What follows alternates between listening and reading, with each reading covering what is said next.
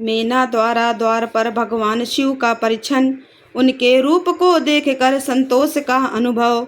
अन्य युवतियों द्वारा वर की प्रशंसा, पार्वती का अंबिका पूजन के लिए बाहर निकलना तथा देवताओं और भगवान शिव का उनके सुंदर रूप को देखकर प्रसन्न होना। ब्रह्मा जी कहते हैं, नारद तदनंतर भगवान शिव प्रसन्नचित्त हो अपने गणों समस्त देवताओं तथा अन्य लोगों के साथ कौतूहल पूर्वक गिरिराज हिमवान के धाम में गए। हिमाचल की श्रेष्ठ पत्नी मेना भी उन स्त्रियों के साथ घर के भीतर गई और शंभु की आरती उतारने के लिए हाथ में दीपकों से सजी हुई थाली लेकर सभी ऋषि पत्नियों तथा अन्य स्त्रियों के साथ आदर पूर्वक द्वार पर आई। वहां आकर मेना ने संपूर्ण देवताओं से सेवित गिरजापति महेश्वर शंकर को, जो द्वार पर उपस्थित थे, बड़े प्यार से देखा। उनकी अंग कांति मनोहर चंपा के समान थी। उनके एक मुख और 3 नेत्र थे। प्रसन्न मुखारविंद पर मंद मुस्कान की छटा छा रही थी। वे रत्न और सुवर्ण आदि से विभूषित थे। गले में मालती की माला पहने हुए थे। सुंदर रत्नमय मुकुट धारण करने से उनका मुख मंडल उज्ज्वल प्रभाव से उद्भासित हो रहा था। कंठ में हार आदि सुंदर आभरण शोभा दे रहे थे। सुंदर कड़े और बाजूबंद उनकी भुजाओं को विभूषित कर रहे थे। अग्नि के समान निर्मल एवं अनुपम, अत्यंत सूक्ष्म, मनोहर, विचित्र एवं बहुमूल्य युगल वस्त्र से उनकी बड़ी शोभा हो रही थी। चंदन, अगर, कस्तूरी तथा मनोहर कुमकुम के अग्रांग से उनके अंग विभूषित थे। उन्होंने हाथ में रत्नमय दर्पण ले रखा था और उनके दोनों नेत्र कज्जल से सुशोभित थे। उन्होंने अपनी प्रभा से सबको आच्छादित कर लिया था तथा वे अत्यंत मनोहर जान पड़ते थे। अत्यंत तरुण, परम सुंदर और आभरण विभूषित अंगों से सुशोभित थे। कामिनियों को अत्यंत कमनीय प्रतीत होते थे। उनमें व्यग्रता का अभाव था। उनका मुखारविंद कोटि चंद्रमाओं से भी अधिक आहारदायक था। उनके श्री अंगों की छवि कोटि कामदेवों से भी अधिक मनोहारिणी थी। वे अपने सभी अंगों से परम सुंदर थे। ऐसे सुंदर रूप वाले उत्कृष्ट देवता भगवान शिव को जा माता के रूप में अपने सामने खड़ा देख मेना की सारी शोक चिंता दूर हो गई। वे परमानंद सिंधु में निमग्न हो गईं और अपने भाग की, गिरिजा की, गिरिराज हिमवान की और उनके समस्त कुल की भूरी भूरी प्रशंसा करने लगीं। उन्होंने अपने आप को कृतार्थ माना और वे बारंबार हर्ष का अनुभव करने लगीं। सती मेना का मुख प्रसन्नता से खिल उठा था। वे अपने दामाद की शोभा का सानंद अवलोकन करती हुई उनकी आरती उतारने लगीं।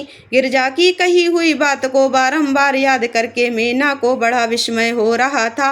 वे हर्षोत्फुल्ल मुखारविंद से युक्त हो मन ही मन यूं कहने लगी, पार्वती ने मुझसे पहले जैसा बताया था उससे भी अधिक सौंदर्य में मैं इन परमेश्वर शिव के अंगों में देख रही हूँ।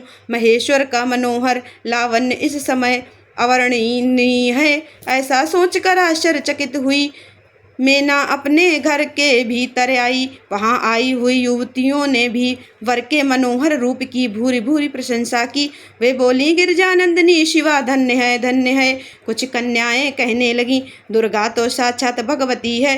कुछ दूसरी कन्याएं महारानी मेना से बोली, हमने तो कभी ऐसा वर नहीं देखा और न कभी ध्यान में ही ऐसे वर का अवलोकन किया है। इन्हें पाकर गिरिजा धन्य हो गई। भगवान शंकर का वह रूप देखकर समस्त देवता हर्ष से खिल उठे। श्रेष्ठ गंधर्व उनका यश गाने लगे और अप्सराएं नृत्य करने लगीं। बाजा बजाने वाले लोग मधुर ध्वनि में अनेक प्रकार की कला दिखाते हुए आदर पूर्वक भांति भांति के बाजे बजा रहे थे। हिमाचल ने भी आनंदित होकर द्वारोचित मंगलाचार किया। समस्त नारियों के साथ मेना ने भी महान उत्सव मनाते हुए वर का परिछन किया। फिर वे प्रसन्नता पूर्वक घर में चली गईं। इसके बाद भगवान शिव अपने गणों और देवताओं के साथ अपने को दिए गए स्थान जनवासे में चले गए। इसी बीच में गिरिराज के अंतःपुर की स्त्रियां दुर्गा को साथ ले कुलदेवी की पूजा के लिए बाहर निकलीं। वहां देवताओं ने जिनकी पलकें कभी नहीं गिरती थी प्रसन्नता पूर्वक पार्वती को देखा। उनकी अंग कांति नीले अंजन के समान थी। वे अपने मनोहर अंगों से ही विभूषित थीं। उनका कटाक्ष केवल भगवान त्रिलोचन पर ही आदर पूर्वक पड़ता था। दूसरे किसी पुरुष की ओर उनके नेत्र नहीं जाते थे। उनका प्रसन्न मुख मंद मुस्कान से सुशोभित था। वे कटाक्ष पूर्ण दृष्टि से देखती थीं और बड़ी मनोहारिणी जान पड़ती थीं। उनके केशों की चोटी बड़ी ही सुंदर थी। कपोलों पर बनी हुई मनोहर पत्रभंगी उनकी शोभा बढ़ाती थी। ललाट में कस्तूरी की बेंदी के साथ ही सिंदूर की बेंदी शोभा दे रही थी। वक्षा स्थल पर श्रेष्ठ रत्नों के सारभूत हार से दिव्य दीप्त छिटक रही थी। रत्नों के बने हुए केयूर वलय और कंकड़ से उनकी भुजाएं अलंकृत थी। उत्तम रत्नमय कुंडलों से उनके मनोहर कपोल जगमगा रहे थे। उनकी दंत पंक्ति मणियों तथा रत्नों की प्रभा को छीने लेती थीं और मुख की शोभा बढ़ाती थीं। मधु से पूरित अधर और ओष्ठ बिंब फल के समान लाल थे।